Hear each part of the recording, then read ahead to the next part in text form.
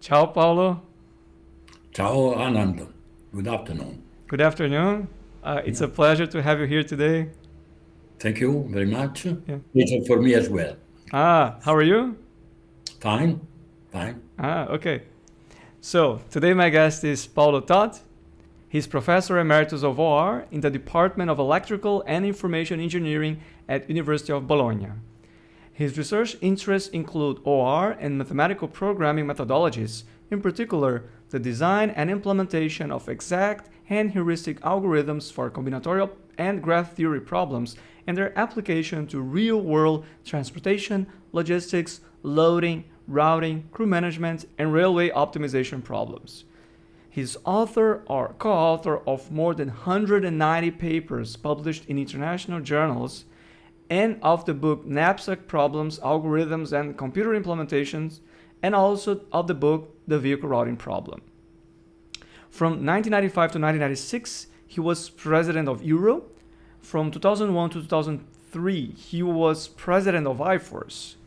He received several international awards, among which the Euro Gold Medal in 1998, the Robert Herman Lifetime Achievement Award in Transportation Science in 2005, the IFORS Fellowship in 2016, the Euro Distinguished Service Award in 2019, and the IFORS Fellowship in 2020.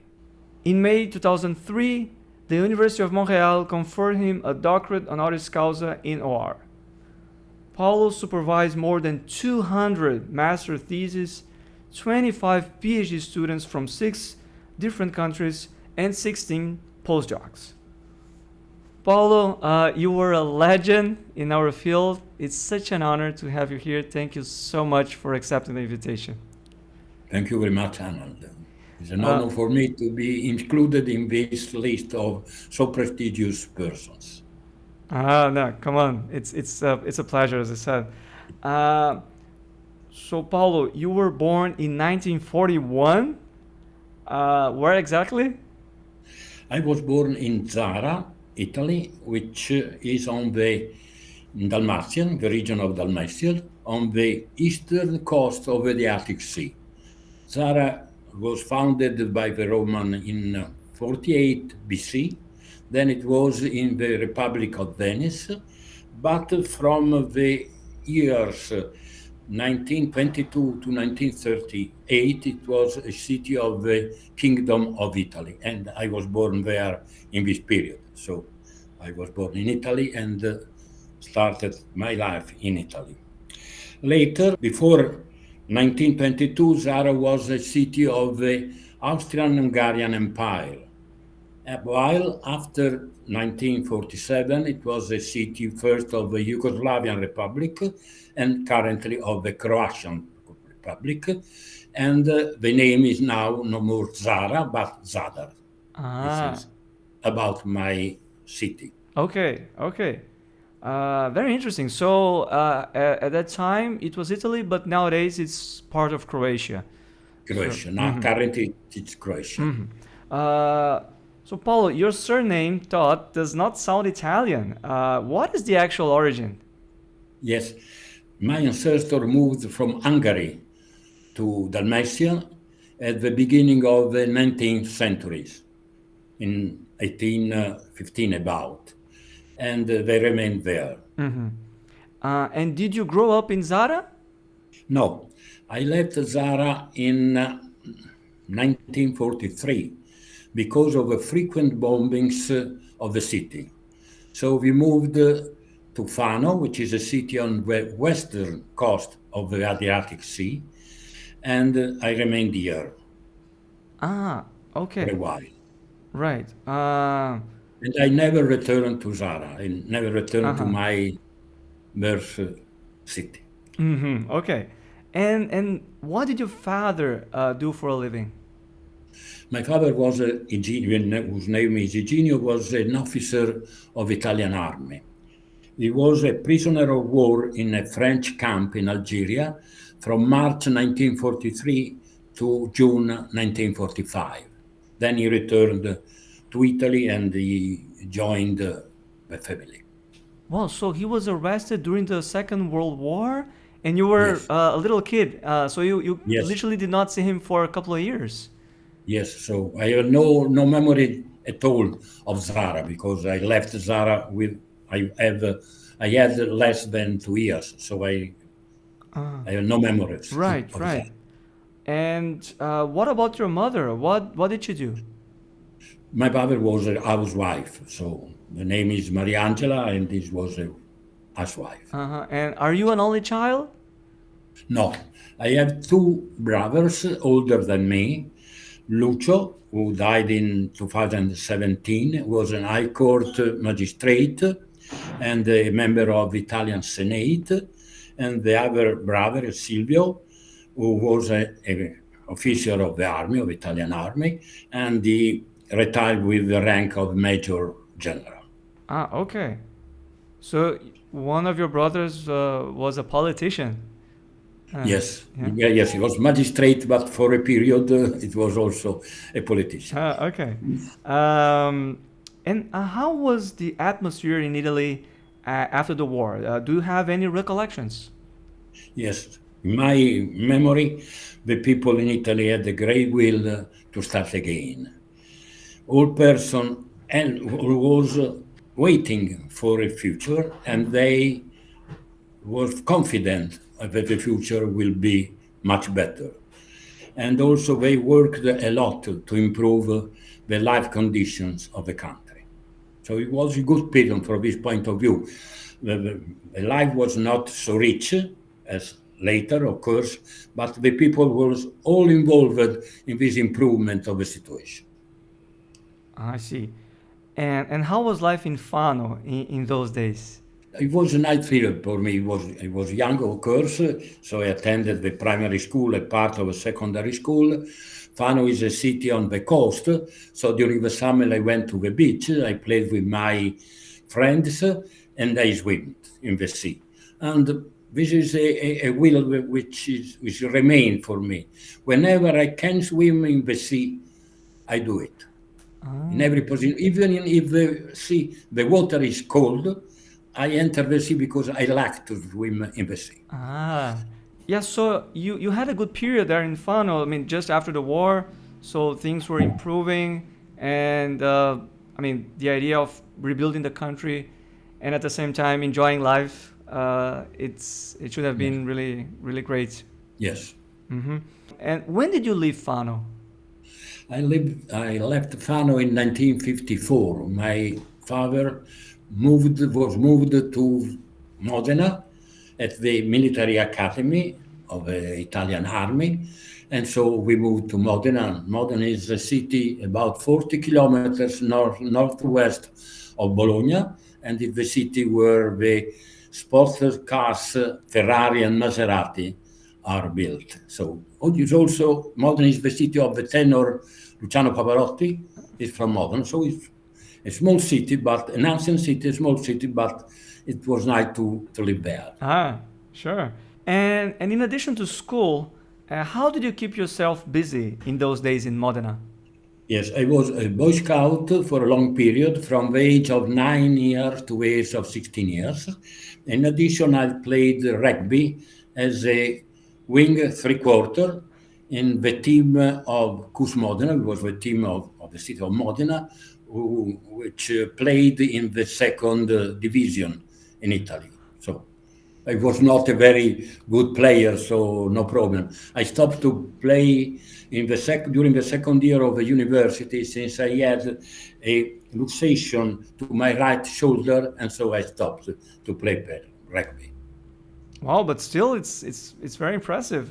You were involved to that extent in rugby, and since we're talking about sports, which soccer team do you support in Italy? I am a fan of Internazionale of Milano, Inter, for Ah, it's known as Inter. And with my son Federico, we had a season ticket for the matches of Inter. So every 2 weeks we went by car to Milano at the Stadium San Siro to watch at the matches of Inter. we stopped when my son Federico got married, because at that time his wife was not so glad to have Federico going out every 2 weeks. Yeah, absolutely, yeah. But it's still, it's you were quite consistent in doing that. So you were really a great supporter of Internazionale. Yes, but he is a real fan of Great. So And what type of music did you use to listen back then? I like both opera, classical music, but also songs. So both Italian singers like Adriano Celentano or Domenico Modugno, but also at the time when I was young, also US singers like Pat Boone, Elvis Presley, Roy Orbison, Dean Martin, and so on. Wow, okay, nice. Yeah, I like Roy Orbison, by the way. Yeah. And Paolo, the Italian cinema was flourishing at a time with directors like Federico Fellini, Vittorio De Sica, and Luchino Visconti. I myself watched several movies from that era, including, for example, Ladri di Bicicletta, Rocco e i suoi fratelli. How about you? Do you have any favorites? Yes, at that period, I liked the movie Roma città aperta from Renzo Rossellini, or from Vittorio De Sica, Miracolo a Milano, Umberto D. There was very nice movies of that time. Okay. And did you have the chance to travel abroad during your teenage years? Yes, in the year 1958, I hitchhiked with a friend of mine, and we visited Germany, the Netherlands, Belgium, England, Scotland, France, and then we returned to home. While in the following year, in 1959, again, with a friend of mine, we each hiked again, and we went to, again, Germany, Denmark, Sweden, and returned. So for 2 years, we stayed about 1 month abroad with hitchhiking. Wow, and in 1958, you said you went to Belgium? Yes, did you go to Brussels? In Brussels, and at that time the Atomium was built for the international fair, and so we visited the Atomium in Brussels. Yeah, that's exactly what I was going to ask you. And you mentioned hitchhiking, but I mean, so you go to the like the highway and just not in the highway. The highway is forbidden and is also useless, completely useless to try to stop the cars. So in the secondary roads, not inside the city, so just on the border of the city, and we try to do our hitchhiking, but not always it was a good period. So sometimes we remained on the road for hours before to be taken from someone. But generally, it was possible to move, and we were able to reach very far places. Yeah, just by taking lifts and rides. Yes, right. Yes. Incredible. In that period, in the 50s, it was usual for young people, boys and girls, to use this technique for moving from a city to another city. It was not so strange as now. Currently, it is difficult to find people on the road asking for hitchhiking.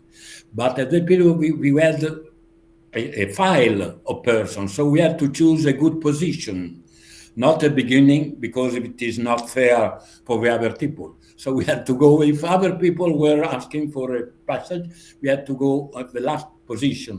So there was a line. Wait for a long time. So what? Okay. Yeah. It should have been a real adventure for you guys in those days. Unfortunately, these type of things are not really common, as you said, nowadays. But it's good to hear these stories. And what about high school? Did you do well? I was a good student.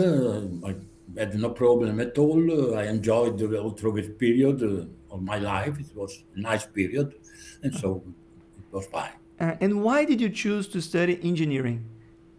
I liked and continue to like mathematics, and I also obtain good scores at the school, and I was wishing to do something from a practical point of view, so I chose engineering. Did you move to Bologna right away? Yes, for the first 2 years of the university, I remained in Modena. I followed a course in mathematics, physics, and so on, together with the students of mathematics and physics.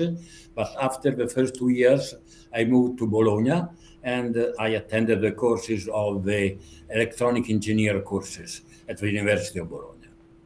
Right. Did you have any OR classes in Modena or Bologna? At those times, neither Modena nor Bologna had courses in operation research. So I have no courses in operation research during my university. So you finished your studies in early 1966 and you got an equivalent to a master's degree, right? Yes, I had my final examination in February 1966 after 5 years of course, and this is equivalent to a master degree, and I obtained a degree in electronic engineering. Okay. And what was the topic of your dissertation? I designed and implemented an algorithm based on dynamic programming technique for the optimization on hydroelectric power station.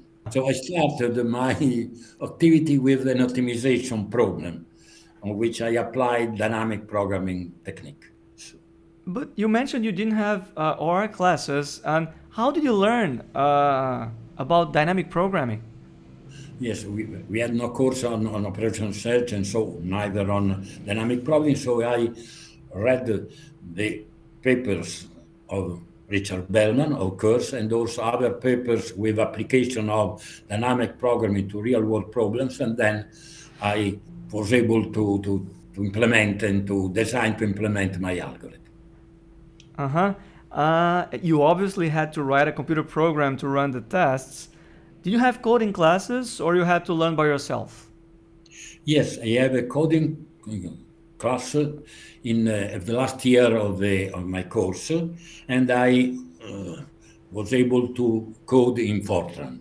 Using punch cards and... Yes, I had to use punch card boxes with punch card. It was, of course, a problem because if you, for error, you have something and the cards are not in the right order, you have to spend a lot of time to obtain the original code. So it was not easy to work with punched cards. And in those days, things were way more challenging when it came to writing efficient computer programs, as memory, for example, was very limited. Yes, we had really several problems in implementing our algorithm. As you said, we had problems with concerning the memory requirement of the algorithms. For a period, at the engineering school of Bologna, we had a computer, the CDC 6600, which was a very good computer for that time, but he had a limited memory. At most 60,000 words can be stored. So we had a problem, for example, when we had to store a matrix with 200 rows and 200 columns.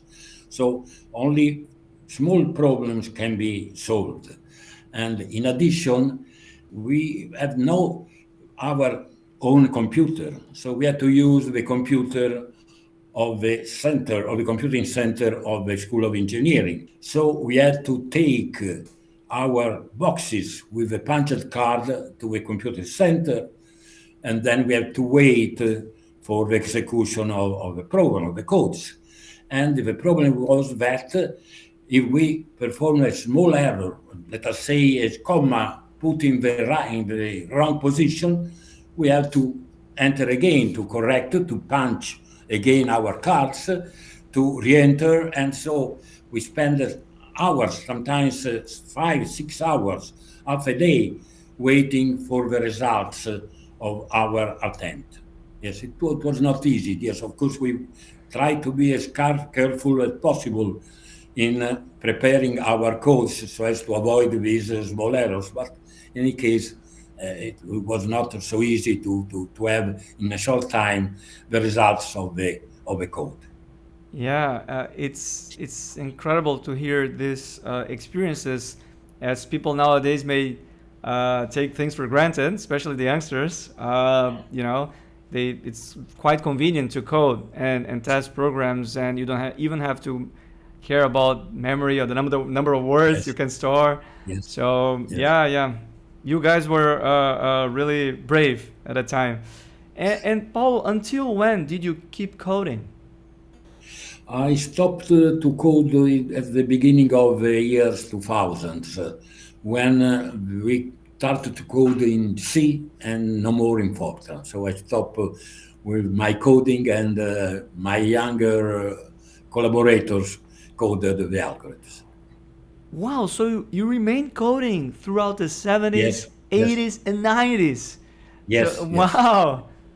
Yes, Yeah. because I work with, let's say, Silvano Martello, Daniele Vigo, Matteo Fischetti, and we both coded. So one part was coded by me, the other part from my co-authors, but we have no PhD student, for example, who can code for us. So in the last year, of course, I don't code anymore, and the PhD student code the algorithms.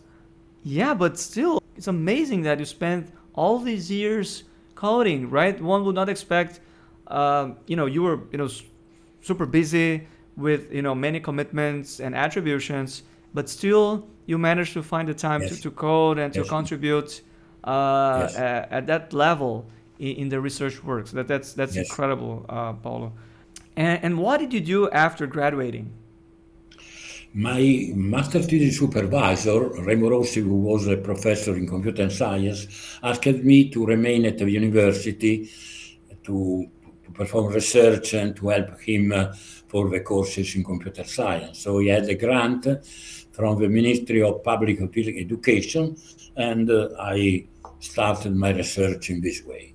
Yeah, I have to ask you this. Did you always have an office, or you stayed at the corridor in the beginning, like many of your students? Yes, at the beginning of my career, of course, I had not a office for me. I shared a box with some colleagues of mine. I had a single office only when I was appointed as full professor, so in 1983. And I know that my PhD students, young collaborator, worked in a corridor in our department. They were able to have a common office only when we were appointed as assistant professors, so they have a permanent position. Before, they stayed on the corridor. There is only a barrier, a wooden barrier, to separate them from the people passing through the corridors. Yeah, and they all remember very fondly about that experience working in a corridor. And what was your impression to see, these great students? They're just, and with people passing by and a bit of chaos. What was your impression? First of all, it was the only way to give the PhD student, a position where we can work, we can use their computers, they are close together, they are close to my office, so I went often to speak with them, or I called them in my office and we spoke in my office. So I think it was not so relaxing, this situation, but I think they worked well. At least looking at the results they obtained, we were not in a very bad situation. So Yeah, we were absolutely. able to work well, okay, by looking at the results. Yeah. And even I remember Andrea Lodi saying that now he can work in the airport, with all the Yes. all Yeah, used to distractions. everything. Yes. Yeah. So they're not only trained in terms of research, they're trained also to work under, let's say, very distracting situations. Yes. Yes. That's nice. And there was no PhD program at a time, correct? Yes, it's correct. You are right. In the Italian university, we started to have PhD courses only in the year 1983. So, for example, I had no PhD title. Also, Silvano Martello has no PhD title. I had a honorary PhD title in Operation Research from the University of Montreal in 2003, but this is the only PhD degree I have. So, Yeah, yes, no, at that that's. time, yes. Mhm. And the first PhD student of mine was Matteo Fischetti. Yeah, we're going to talk about that Yes. later. And what did you study in the years that follow? I started working on discrete event numerical simulation and to application of numerical simulation to production and traffic systems. In our courses at the University of Bologna in the School of Engineering, we still have a part of the class in operation research dealing with numerical simulation. So we still teach part for a few hours numerical simulation. Ah, and which language, which simulation language you used? Sanskrit and Simula. Ah, okay. You're talking about simulation. I recently have collaborated with Malno Yori, that you know well, Yes. on the Yes. topic with a couple of his PhD students. So, I mean, I haven't worked a lot on simulation, but I have some experience. Once I taught a course too. It's an interesting topic, especially for solving practical problems. Yes. So, Paulo, plenty of things happened in your life and professional career in those years. You got married in 1967. The next year, you became a faculty member. In 1972, you became officially assistant professor. And in 1975, you were appointed associate professor. And almost no research on optimization up to that point. So a question I've been wanting to ask you for a long time is, how did combinatorial optimization arrive in Bologna? Yes. Giorgio Cappaneto, a colleague of mine who is just a few years older than me, attended a course in combinatorial optimization in Paris in the year 1974. When he returned, he was very glad of this course, and he introduces me to the two combinatorial optimization problems, the assignment problem and the asymmetric traveling salesman problem, asymmetric TSP. So we started with work, Giorgio Carpanetta and myself, on these two problems, assignment problem and asymmetric TSP. So in 1974, it's when Yes. combinatorial optimization was introduced to you guys Yes. in Bologna, and it came through Giorgio Carpanetto. Yes. Also in this school in Paris, Giorgio Carpanetto met Nikos Christofidis from the Imperial College in London. He was impressed from his quality. So we, because of this, later we become friends, but we will return to this point later. Yeah, Okay? Did IRO, the Italian Society of Operation Research, already exist at the time? IRO was founded in 1961, but at the beginning, all the members of IRO were from industry. No person from university or academic centers was a member of IRO. People in the academic world started to become member of IRO at the end of the 70s.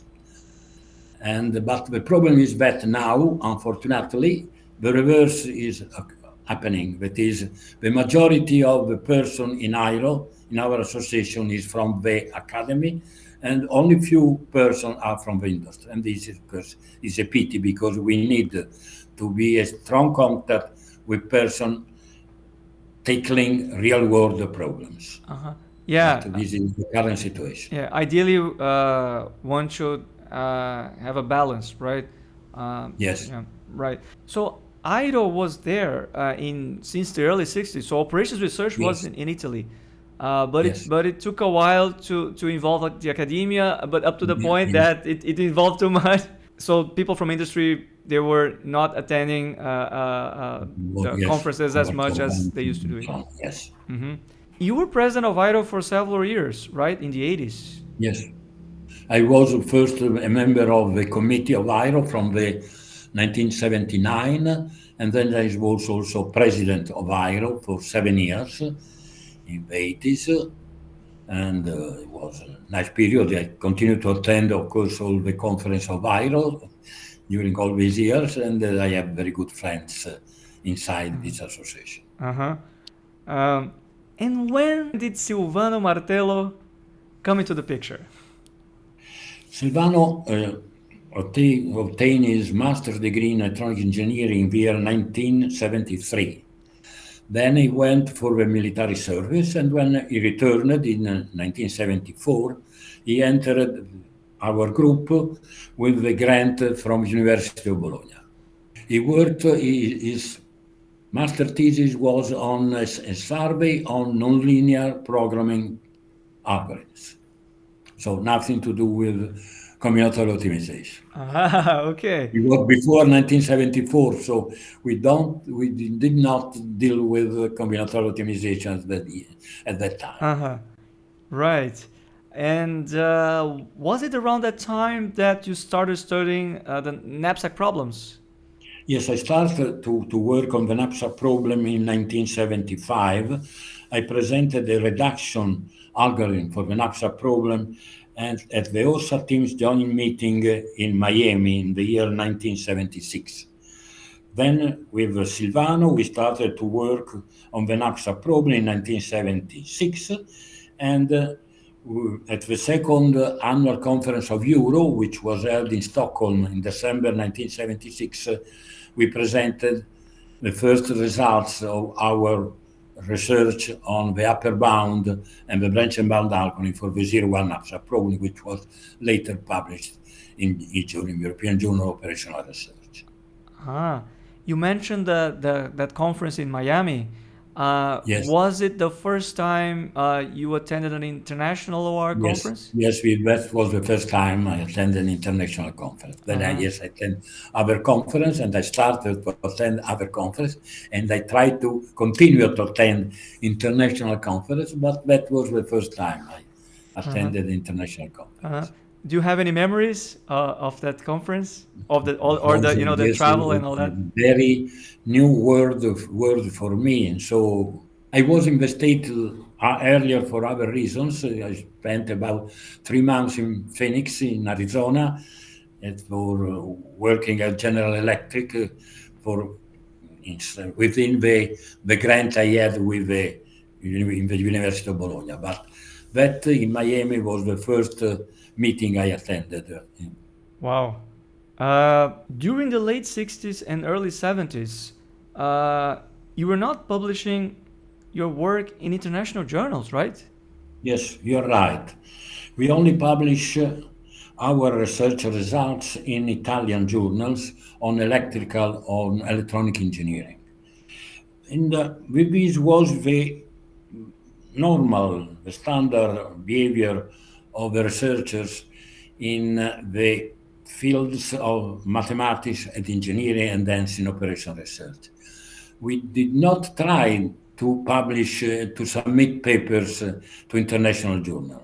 We submit the papers to Italian journal, and we had no journal in operation research at that time. Only at the end of the 70s, we started to submit and to be able to publish papers in international journals. Only at the end of the 70s.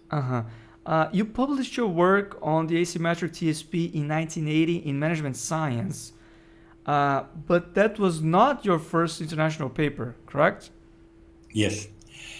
My first international paper, co-authored with Silvano, was published in 1977 by EJOR, the European Journal of Operational Research, and was our paper on the knapsack problem.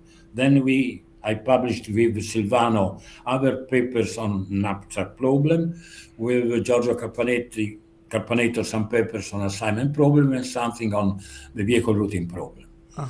But from 1980, I started to publish more frequently in international journals. Right. So that first paper was a branch and bound algorithm for the knapsack problem. Yes. Yeah. Yes. Yeah. You also proposed a dynamic programming algorithm for the knapsack problem, and you published the resulting paper in 1980. in a journal called Yes. Computing and as a sole author. Yes, I worked alone on the dynamic probing algorithm for the 0-1 knapsack problem, and I presented the first version of the algorithm and the team ORSA meeting in San Francisco in 1977.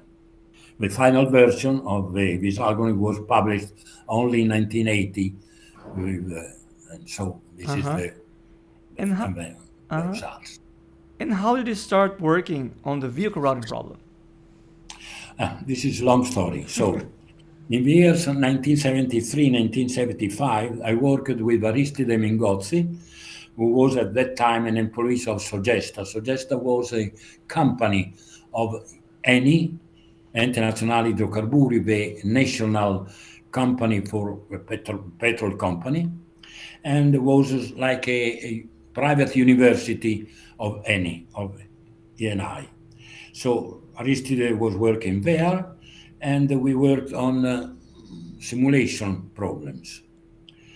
And at the given time, Annie asked us for developing an algorithm for the distribution of petrol products from a central depot to a set of gas stations.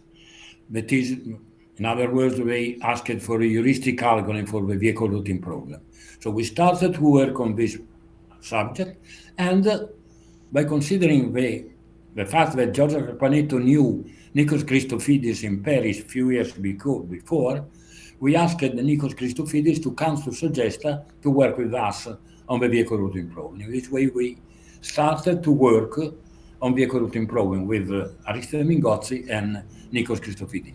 Aristide Mingozzi then entered the university. He became a full professor at the University of Bologna, professor of operation research at the University of Bologna. At the time, he was an employee in this company. Yeah, and that company was in Urbino, right? Urbino is an ancient city close to Fano, not 40 kilometers from Fano. And you organized a summer school in combinatorial optimization in 1977, and later in 1979 you co-authored one of the very first books on the topic, correct? Yes, this is true. I can. Are you able to look at it? Yeah. Okay, so this was a book edited by with Nikos Christophidis, Aristide Mingozzi, and Claudio Sandi from IBM, and it contains many chapters on well-known researchers at that time. I can mention some of them. First of all, Egon Balasch. Then we have Robert Ganfilker, Peter Hammer, Francesco Maffioli from Milano, Manfred Padberg, Jan Karen Lenstra, Alexander Rinoy-Khan, Franco Giannessi, and others. So it was a good school with very high-level speakers. Yeah, And it's like a constellation of stars there. a good experience for me because I entered in contact with so many good researchers, and I started a friendship with them at the time. Well, so organizing that school was a game changer for you. It was a very Yes, important yes, yes, event, and yeah, very nice. yes.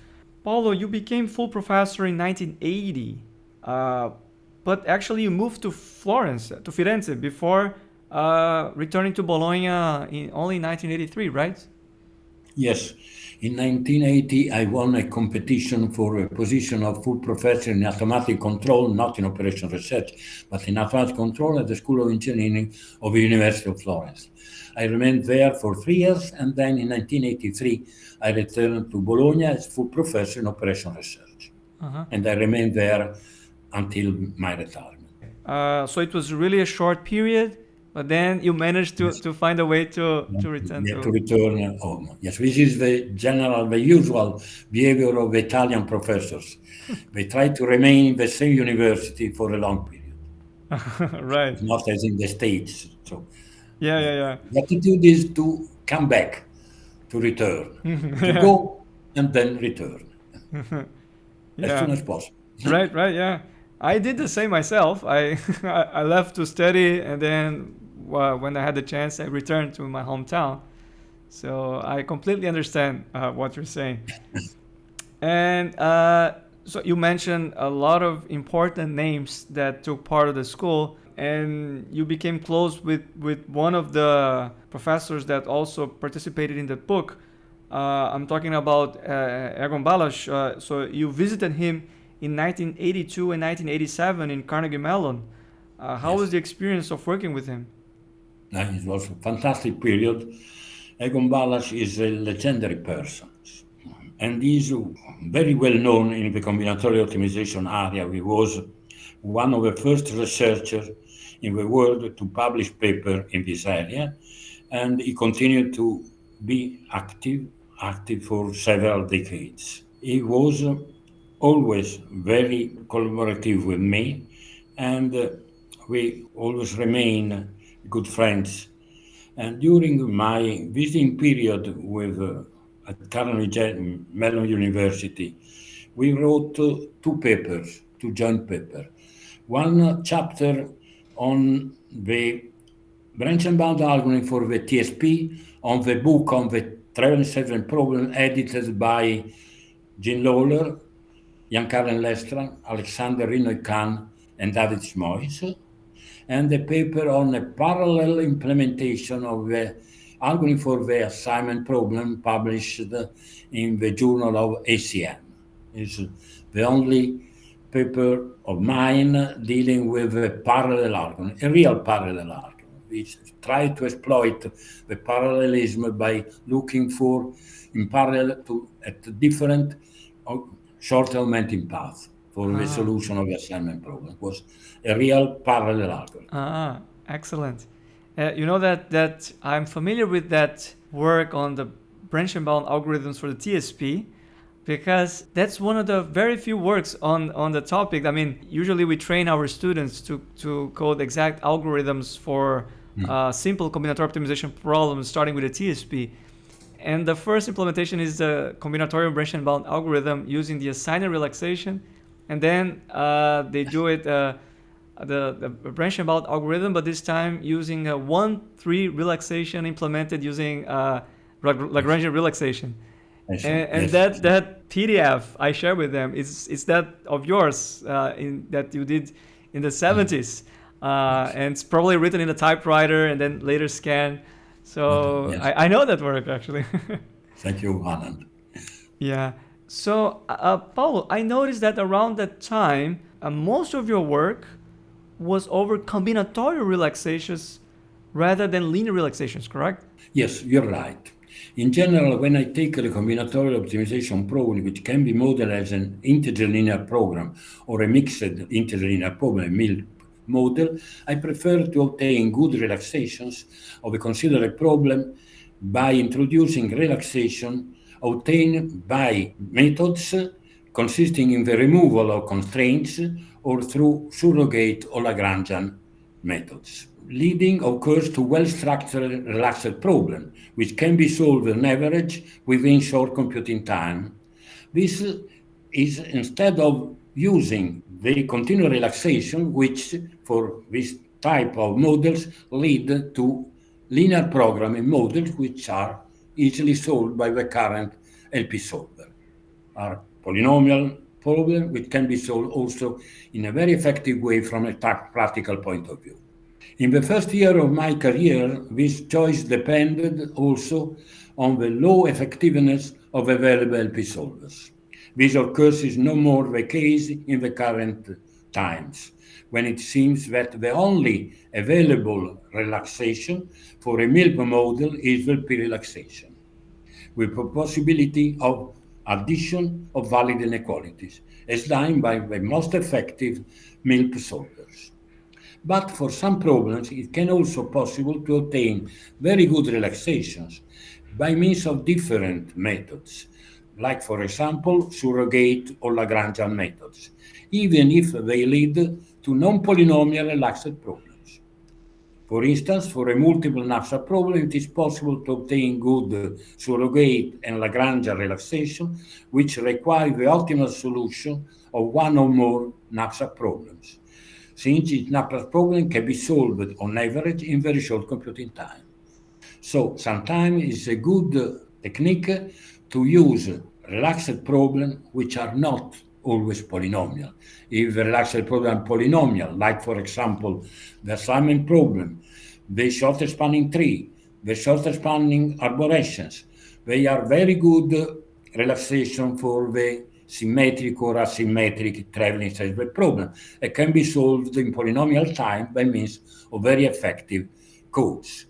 But even if you obtain a relaxed problem which leads to an NP-hard problem, sometimes it's a good technique to use this, because we know that in the class of the NP-hard problems, there are problems which are more easily to be solved than other problems. For example, the single knapsack problem, which is weakly NP-hard, is much simpler to be solved than multiple knapsack problem of other problems based on knapsack with additional constraints. Or, for example, the TSP, which is NP-hard, strongly NP-hard, and so it could require a large computing time, but on average, it can be solved very easily in very short computing time. The symmetric TSP can be solved in reasonable computing time with up to 100,000 of vertices. Also, the asymmetric TSP can be solved easily with a few thousand vertices. And this relaxed problem leading to TSP, symmetric or asymmetric TSP, can be considered as good bounds, for example, for the vehicle routing problem, for which, for each route, apply this technique in order to find the best solution. Yeah, thanks very much for this short lecture. The thing is, you guys were somewhat bounded by the resources available in those days, and Yes. like there were no solvers largely available for solving the linear relaxation that is quite common, as you said, nowadays.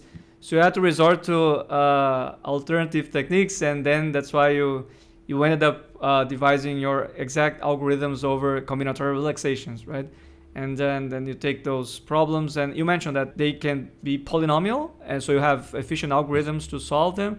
But at times, even if the relaxation leads to a weakly NP-hard problem where you can use dynamic programming, or even to other NP-hard problems like the TSP, in which you have a very effective tools and algorithms and packages available now to solve them in reasonable computing time. So I understand your point. But it's not only a matter of just choice, or taste. It's also a matter of necessity, right? That's what was actually possible to be done in those days when you look at computer resources available at that time, right? Yes. So you mentioned that you started supervising PhD students in 1983. That's also the year that you returned to Bologna. I was also born in that year, incidentally. Yes. And you started off on the right foot. You mentioned, right? Your first PhD student was Matteo Fischetti. And, of course, is very well known in our community. Yes. And I mean, how was it? Yes, indeed, my first PhD student was Matteo Fischetti. It was in the first year in which the Italian University started the PhD course. So I was lucky to have a so good candidate for the first year of PhD students. Matteo worked on models and algorithms for routing and scheduling problems. And he won the first prize in the competition of the Transportation Science section of Operation Research Society of America, later merged with Management Science and currently IFORS, in the year 1987, when he finished the PhD courses. And that was the first time the prize of IFORS was conferred to a PhD thesis developed outside the United States. Up to that time, all the PhD theses which we obtained the prize were developed not only by US students, but students working in the US university. That was the first time a PhD student from abroad, working in Italian university, in this case, won a competition of IFORS, of Borsa, of management science, and so on. So it was fine. Wow, So very this was impressive. the beginning of a career of Matteo Fischetti. Uh-huh. That's very interesting. Like you guys were really entering this different territory and proving that we're able to do very good work and being recognized in different Yes. years, and that's nice. Paolo, you have a long list of fantastic Italian PhD students, namely Daniele Vigo, Alberto Caprara, Andrea Lodi, Michele Monaci, Enrico Malaguti, Valentina Cacchiani, Laura Gali, Andrea Tramontani, Fabio Furini, Carlo Alfredo Preziani, and Roberto Roberti. We can also include Juan José Salazar González, who's not Italian, but deserves to be in the list. How does it feel to have influenced multiple generations of highly accomplished optimizers? Yes. Once Egon Ballas said to me, "You should be really proud of your students." He was right. I'm proud of them, and I was really lucky to have such a large number of outstanding students. I would have never reached the result I obtained without their impressive collaboration. So I was really happy to have this long list of exceptional students. It was a very particular period in my life, and I think also in their life, to be together, to have a possibility to work together and to obtain very good results. Yeah, and you guys were making history because the level of the work that were developed in those years was just incredible, and it shaped our field in a way, right?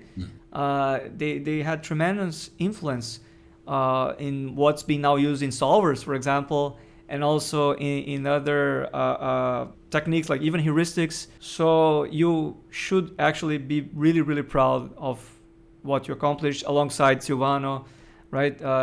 It was a fantastic achievement for sure. And it's important to mention that you later supervised many students from South America, right? Yes, this is true. Yes. Yes, in the years from 2005 to 2008, I was involved in a European Union project called ALPHA concerning the exchange of PhD students from Latin America and Europe.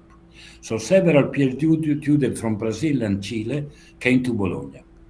Later, other PhD students came to Bologna with national grants. I can mention them.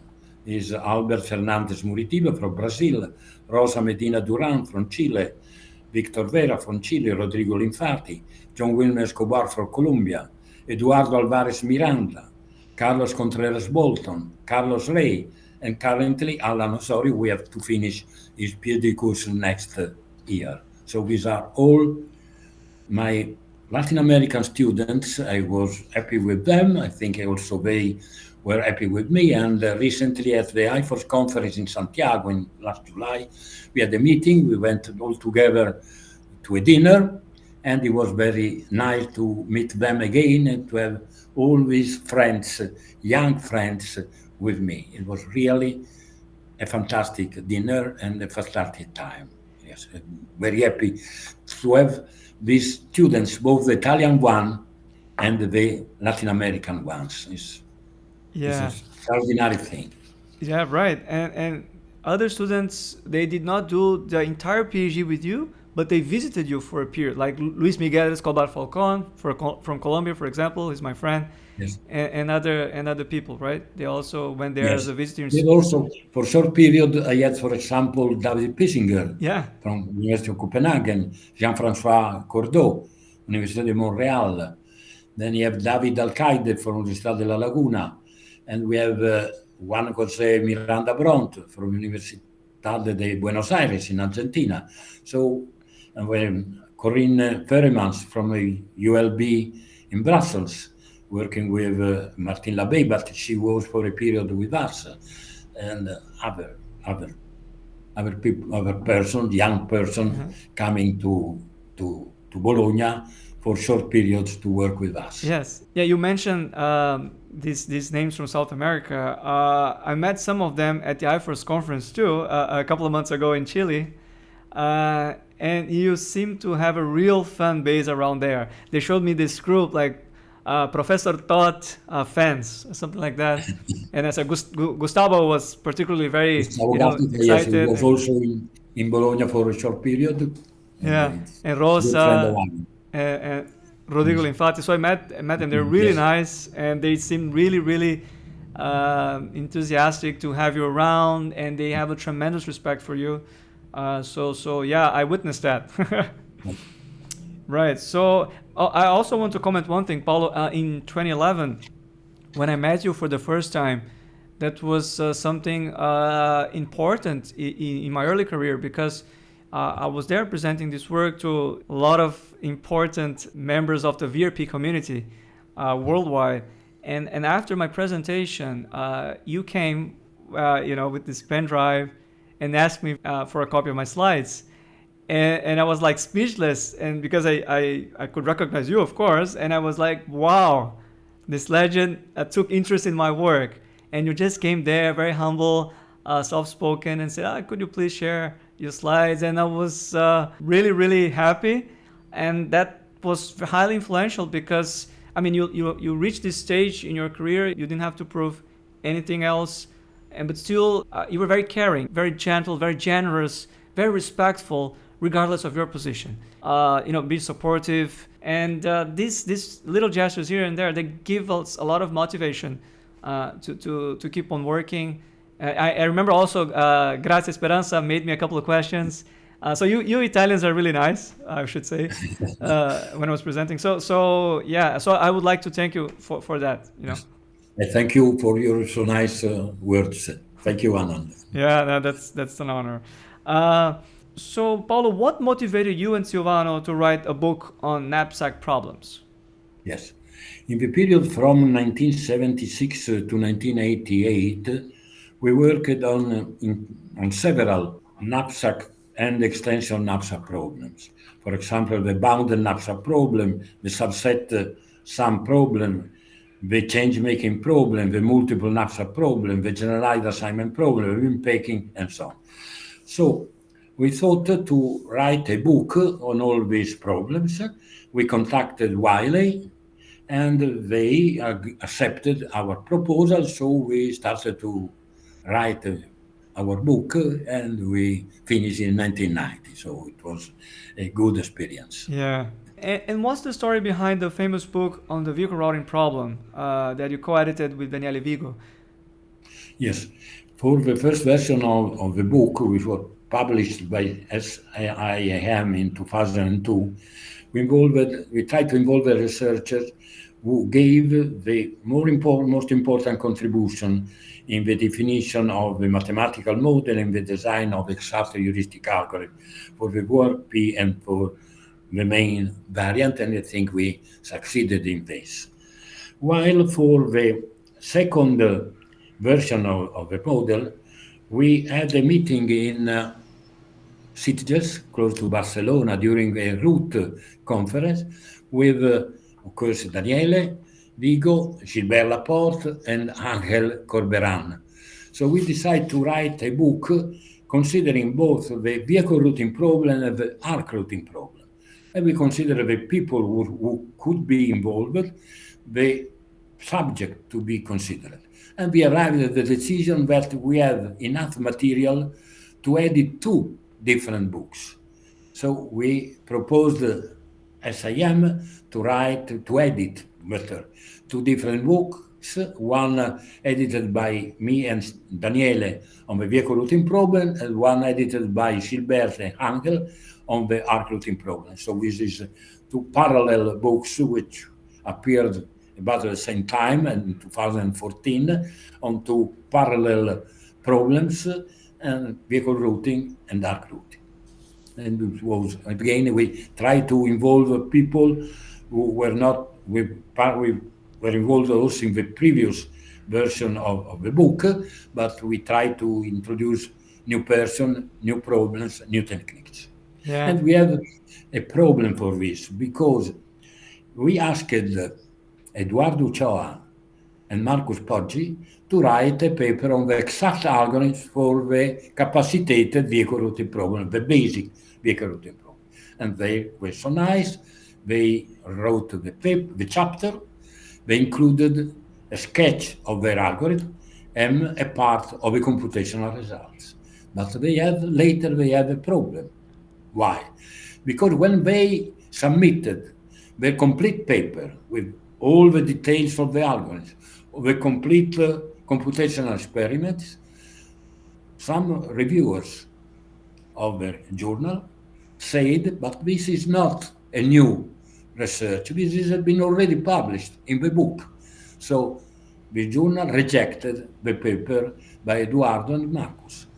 But fortunately, they were able to publish the paper in mathematical programming computation, and so the paper appeared. But as first step, I don't mention the journal, but the paper was rejected only because some sketch of it and a part of computational result appeared in our book. So with Daniele, we felt to be in some way guilty of this rejection. But this was the case, a strange case, but fortunately they arrived at the end to publish a very exciting paper on a high-level journal. Yeah. Wow. I mean, actually, the conference that I met you and that I just commented that you approached me and so on was just the very same conference that you guys decided to organize the books there in Spain. And since I was working with Eduardo Shoa, he was my PhD co-advisor, I was more or less familiar with what was going on at that time too. So I mean, I was never involved in any of these things, but I was kind of following what was going on.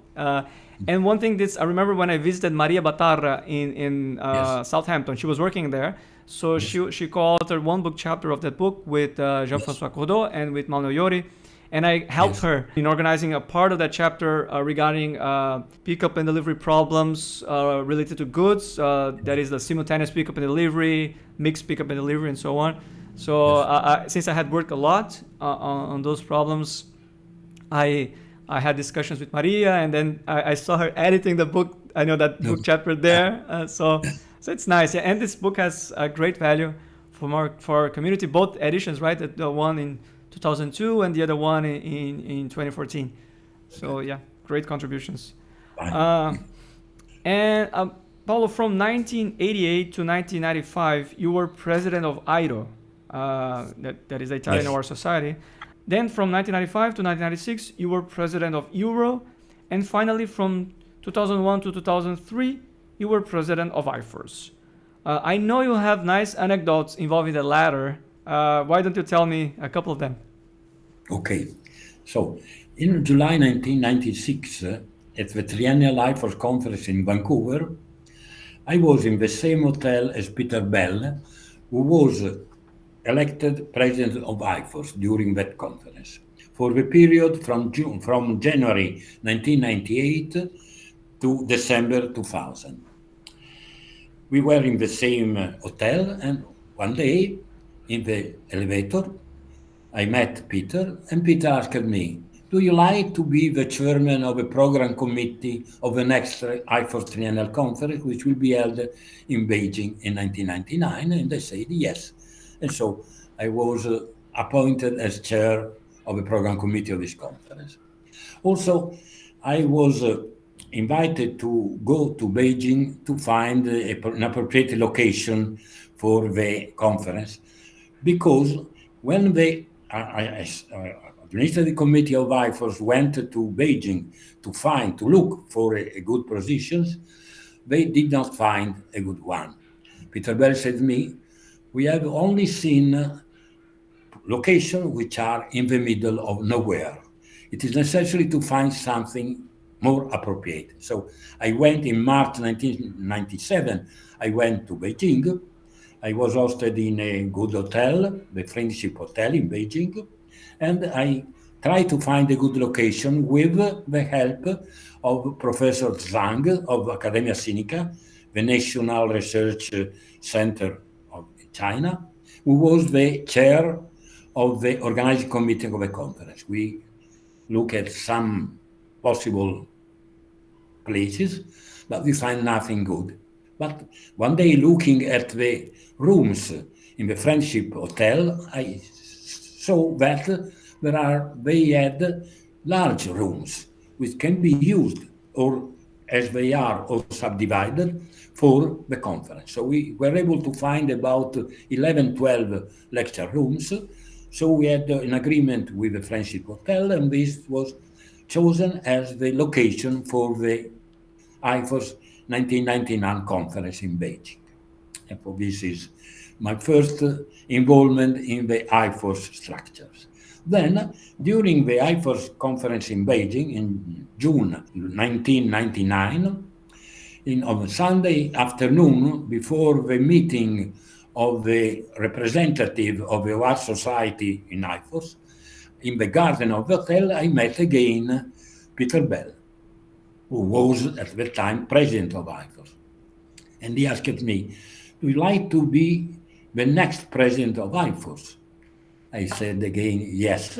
And so in the meeting of the representative of the National Society, they appointed me as president of IFORS for the next 3 years, from January 2001 to December 2003. And so it was IFORS president for 3 years. But was always with meetings with Peter Bell, which can be considered as random meetings, something which is not well defined before. I don't know. I think that Peter thought a lot before to propose me to be chair of program committee or to be president.